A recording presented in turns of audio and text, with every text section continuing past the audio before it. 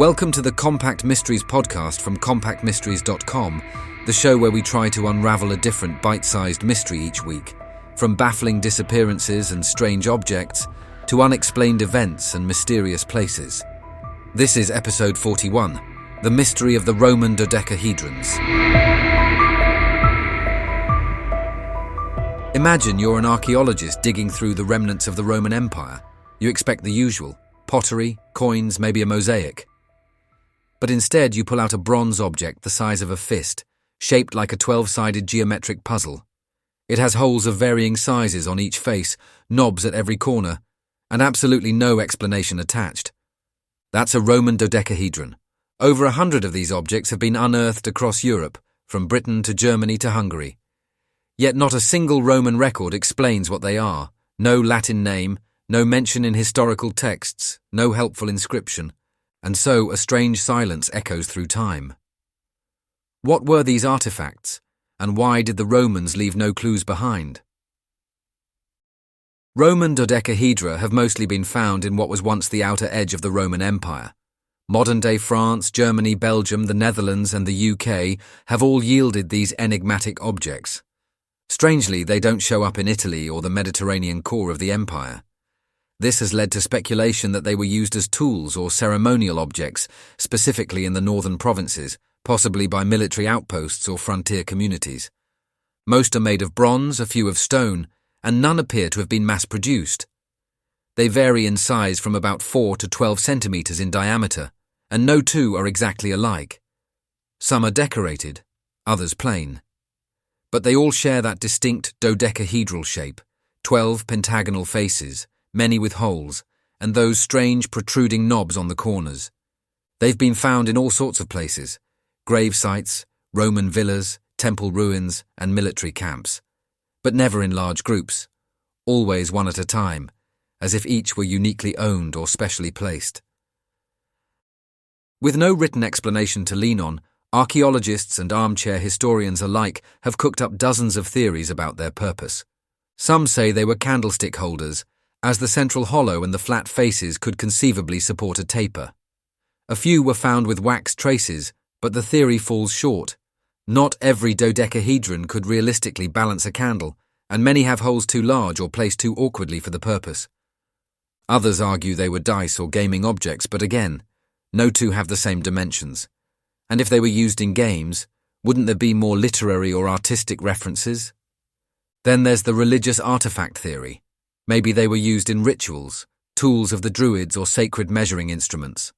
The Celts, who lived in many of the regions where the dodecahedra were found, were known to have mystical traditions, and Roman soldiers sometimes adopted local customs. But again, there's no evidence to link them directly to any specific ritual. Perhaps the most popular theory online is that they were tools for knitting gloves. Yes, gloves. Enthusiasts argue that the varying hole sizes could help knitters measure finger widths or stitch sizes. Some reconstructions even show yarn being passed through them to shape woolen gloves for Roman soldiers. It's clever, it's creative, but it's also speculative. No knitting needles, thread, or gloves have ever been found with a dodecahedron. Other ideas include surveying tools, used to measure distances or angles, astrological devices used for calculating star positions, rangefinders for Roman artillery, children's toys, although the craftsmanship suggests something more serious, even alien artifacts, because no ancient mystery is complete without that suggestion. So many theories, yet none with hard proof. Here's where things get even stranger. The dodecahedron, as a geometric shape, is one of the 5 Platonic solids, a category revered by ancient mathematicians. Each face is a perfect pentagon. Each corner connects the same number of faces, and the whole structure is perfectly symmetrical. To Plato, the dodecahedron represented the cosmos, a divine and mysterious form. The Greeks had a philosophical fascination with it long before the Romans arrived.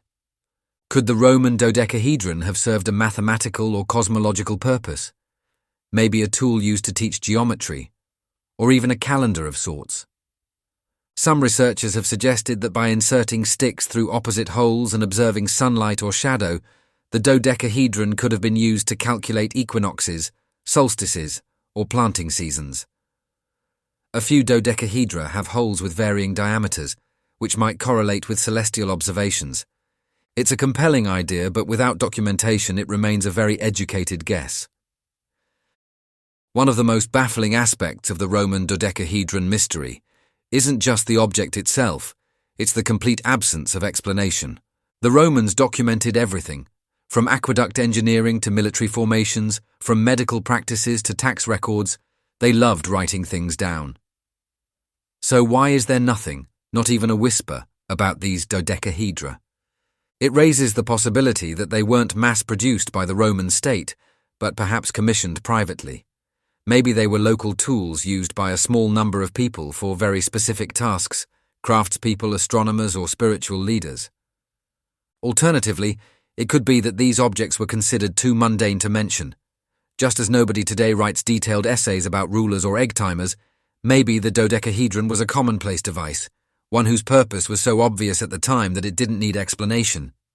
Or perhaps they were deliberately secretive, reserved for a small elite, tools of a guild, a sect, or a religious cult, whose rituals were never recorded for public consumption. Whatever the case, the silence is almost louder than the object itself. So why do these odd little objects still capture our imagination? In part because they don't fit neatly into any category. They're not a weapon, they're not currency, it's not architecture.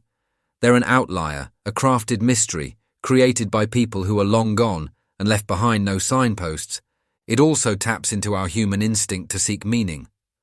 The dodecahedron challenges us to interpret the past without the luxury of answers. It invites us to step into the shoes of Roman citizens, soldiers, artisans, astrologers, and imagine what it might have meant to them. And it reminds us that not everything in history can be tied up with a neat bow. For all the grandeur of the Roman Empire, its roads, cities, and conquests, we're still finding pieces of it that we can't explain.